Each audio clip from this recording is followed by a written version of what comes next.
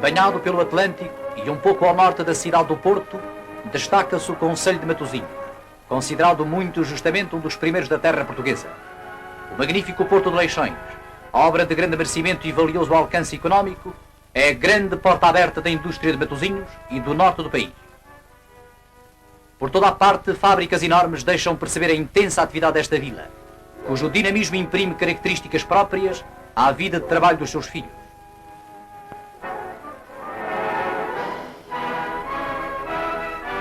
Gente de todas as procedências aflui a Matosinhos num acesso fácil, de que a saída dos seus produtos igualmente beneficia. E não se poupam esforços para prover o concelho dos mais modernos transportes, numa ânsia de progresso regulada e amparada pelas autoridades concelhias.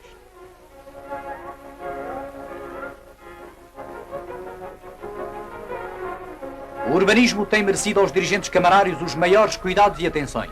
Largas avenidas cuidadosamente pavimentadas, parques e ruas de traça modernista e equilibrada, eis a simpática manifestação de bom gosto que a Câmara de Matosinhos tem posto nas principais obras do seu vasto programa construtivo. Na rua de Brito Capelo, que atravessa a vila de norte a sul, estão instalados os serviços camarários. A escola de pesca, onde se preparam os filhos dos pescadores que querem seguir a vida do mar e que se encontra instalada na sede da Casa dos Pescadores de Matosinhos, é frequentada em cada curso por cerca de 30 alunos. O curso, que dura 2 anos, compõe-se das disciplinas de marinharia, redes, cultura geral e navegação.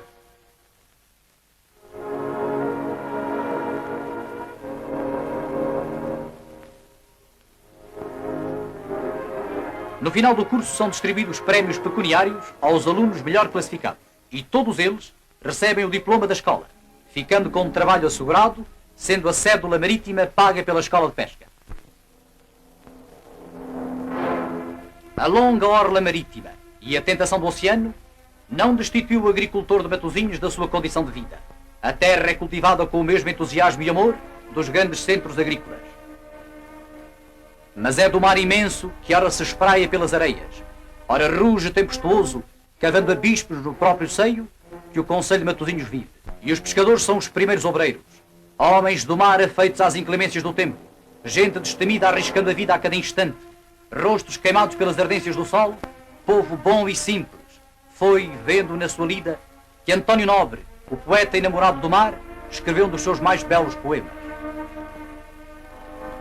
Ó Veirinho, meus velhos pescadores, na água quisera com vocês morar, trazer o grande gorro de 3 cores, mestre da lancha, deixem-nos passar.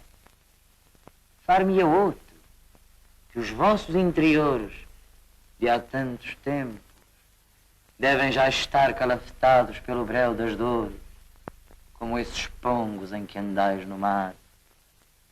Ó meu pai, não ser eu dos paveirinhos, não seres tu para eu ser paveiro, mais irmão do senhor de Matosinhos. No alto mar, às trovoadas, entre gritos, prometermos, se o barco for inteiro, nossa bela senhora dos aflitos.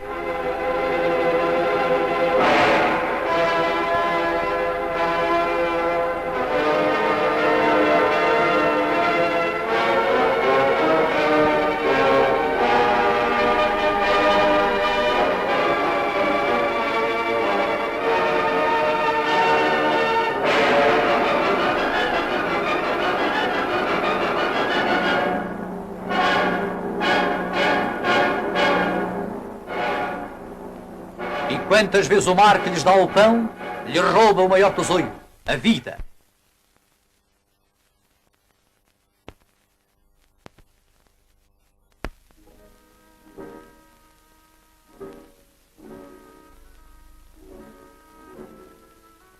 Mas é preciso continuar. Morra um homem, morram 10 ou 100, a faina tem de prosseguir sempre.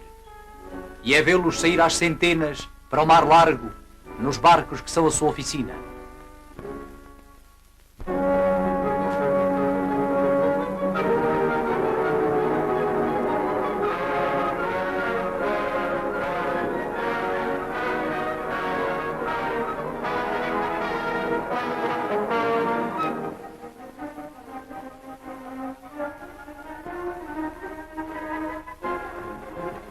quando o sol desce no horizonte, a faina começa, e pela noite adiante, sob o céu pejado de 1000 luzes, a atividade é intensa.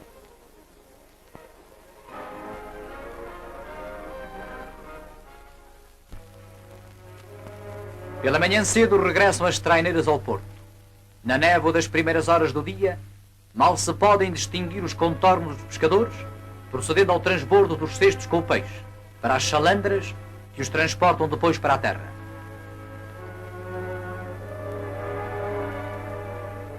Tarefa difícil e perigosa a do desembarque do peixe na rampa do pescado. Nos dias de abundância de peixe, e quando o mar se agita convulsivo, é tal a confusão que muitos são os desastres que ali se verificam. Algumas vidas destes heróicos e ignorados trabalhadores têm sido sacrificadas por esta deficiência na recepção do peixe.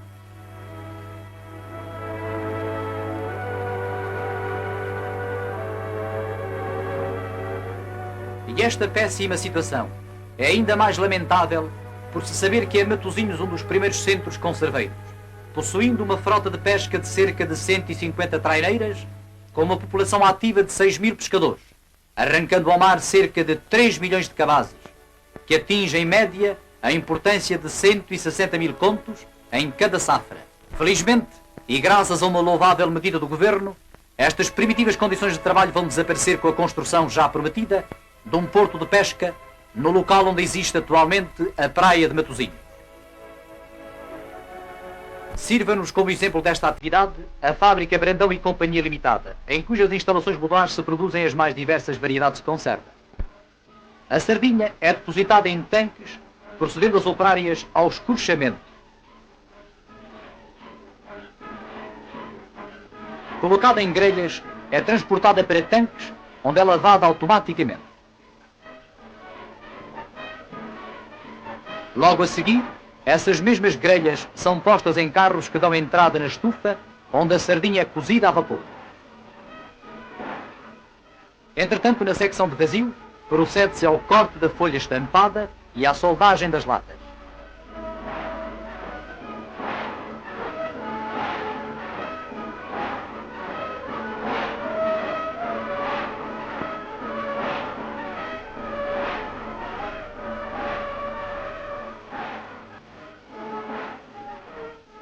Passado o tempo indicado para a cozedura, a sardinha é retirada da estufa, seguindo-se a operação do enlatamento, realizada em impecáveis condições higiênicas por algumas dezenas de raparigas.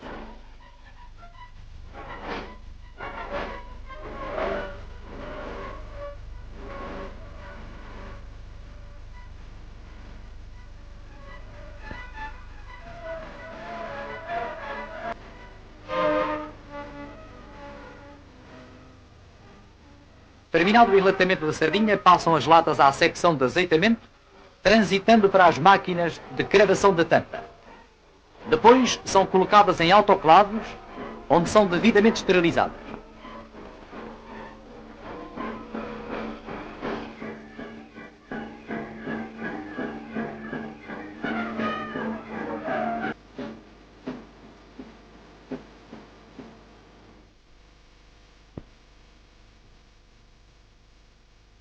Por último, são lavadas automaticamente e depois encaixotadas, ficando deste modo prontas para o embarque.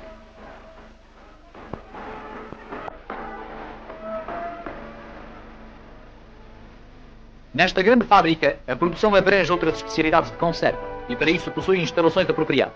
Em moderna cozinha, são preparadas algumas dessas conservas, como por exemplo peixes diversos, carnes, aves, legumes e frutas.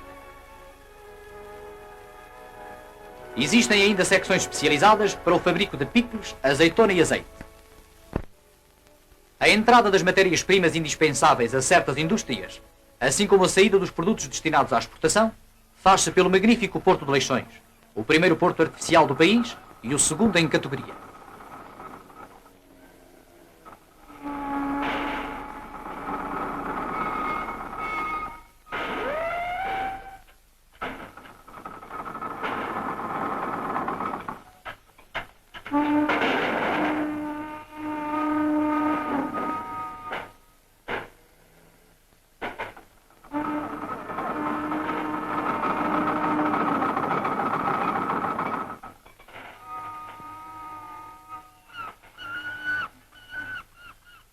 A ação do Porto de Leixões, tanto no comércio e indústria de Matosinhos, como para todo o norte do país, tem sido notável. Além do porto de abrigo numa região fortemente assolada por violentos temporais, a doca, com os seus cais acostáveis, é um magnífico ancoradouro para a recepção de passageiros e para a carga e descarga de mercadorias, possuindo para tal efeito uma bateria impressionante de gigantescos guindastes e amplos armazéns. A linha férrea de cintura liga diretamente o Porto de Leixões à cidade do Porto e também a toda a região do norte. Concelho de recente fundação, Matosinhos possui todavia em vários locais vestígios de velhas edificações, algumas anteriores à nacionalidade portuguesa, e ainda monumentos restaurados que recordam tempos antigos.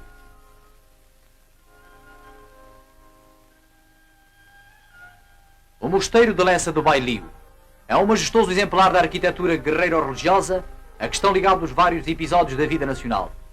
Aqui se demorou Dom Afonso Henriques, ouvindo o relato dos feitos heroicos e maravilhosos dos guerreiros da Terra Santa.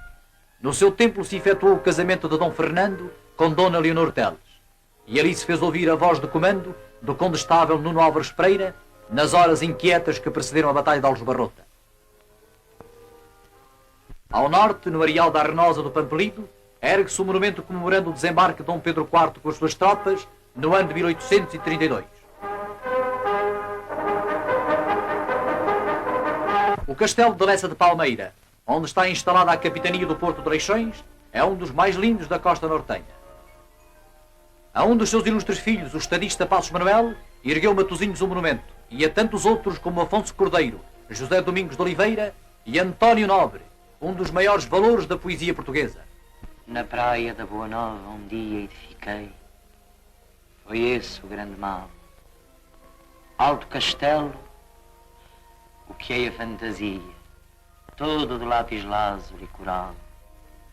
Naquelas redondezas não havia quem se gabasse de um domínio igual. Oh, castelo tão alto, parecia o território de um senhor feudal. Um dia, não sei quando nem sei de onde, um vento seco de deserto e splim deitou por terra o pó que tudo esconde, o meu condado, sim, porque eu já fui um poderoso conde naquela idade em que se é conde assim. De todas as praias do concelho, desde Angeiras a Matosinhos, Lessa da Palmeira tem as honras de primeiro lugar. Por isso a Comissão Municipal de Turismo todos os anos realiza melhoramentos, enriquecendo-a com novos valores, não sendo exagerado dizer-se que Lessa da Palmeira será dentro em breve uma das primeiras praias do norte.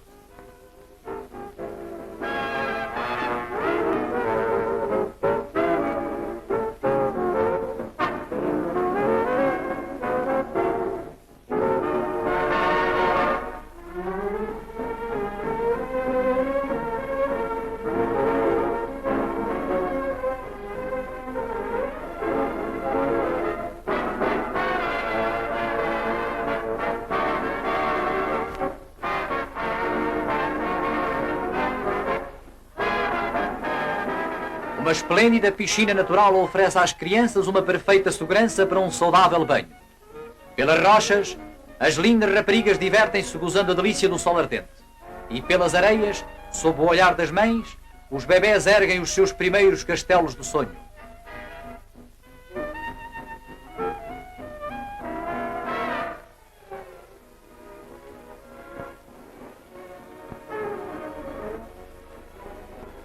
O rio Lessa dá-nos aspectos de excepcional beleza. Em cada curva do seu leito há um quadro digno de um grande pintor.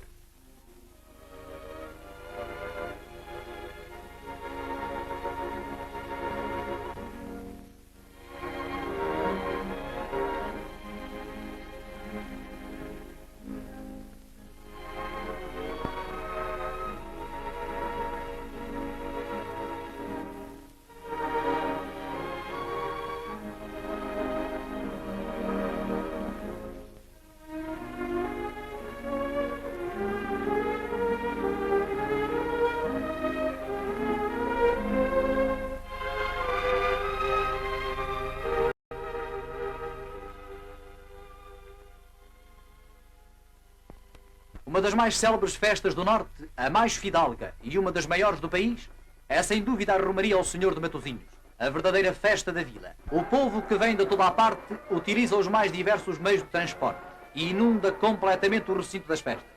São aos milhares e às dezenas de milhares. Em certa altura da tarde, é tal o número de pessoas que dificilmente se pode andar. As palavras pouco dizem perante a eloquência destas imagens.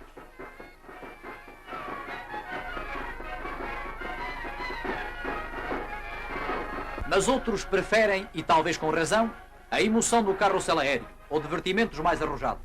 Então o recinto regurgita de uma multidão alegre e ruidosa. O espetáculo sensacional da tarde é o estouro dos bonecos, número indispensável numa festa como esta, que provoca o delírio de miúdos e graúdos.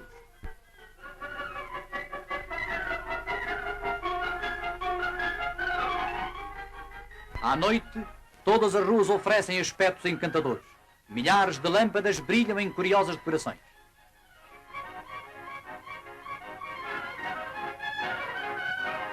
A festa terá a sua apoteose no fogo de artifício. Sobem ao ar os foguetes e morteiros e diante da multidão deslumbrada desenham-se as mais singulares e imprevistas fantasias.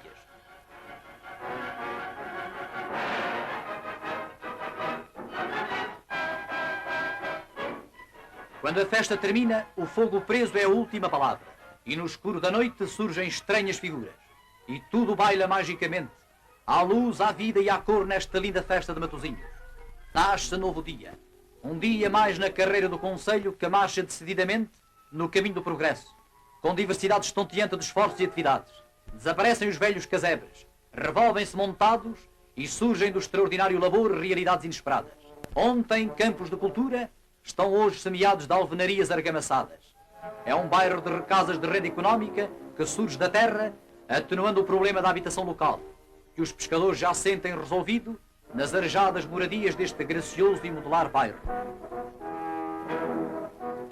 Um amplo mercado de concepção técnica arrojada está já em construção e será em breve legítimo orgulho de importância inestimável.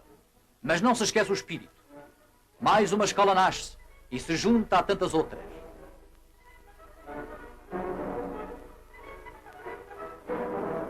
O sentido das realidades não se perde e assim, por moderna autoestrada, já em construção, em breve se ligará Leixões à cidade do Porto. No aglomerado urbano prolongam-se traçados de avenidas, longas e amplas, e novas construções se erguem. Disciplinam-se linhas de água e ribeiros, despendendo-se verbas importantíssimas em que o Estado comparticipa. Ao longo do mar prolongam-se esplanadas, criando mais dilatados limites. O primitivo macadame foi substituído quase integralmente por pavimentos de paralelepípedos, facilitando assim o intenso movimento de veículos. Nos últimos 8 anos, as escavações atingiram 244.300 metros cúbicos. No transporte de terras, foram utilizadas 82.600 caminhonetas. Nos esgotos de águas, foram aplicados 9.000 metros de tubos em betão.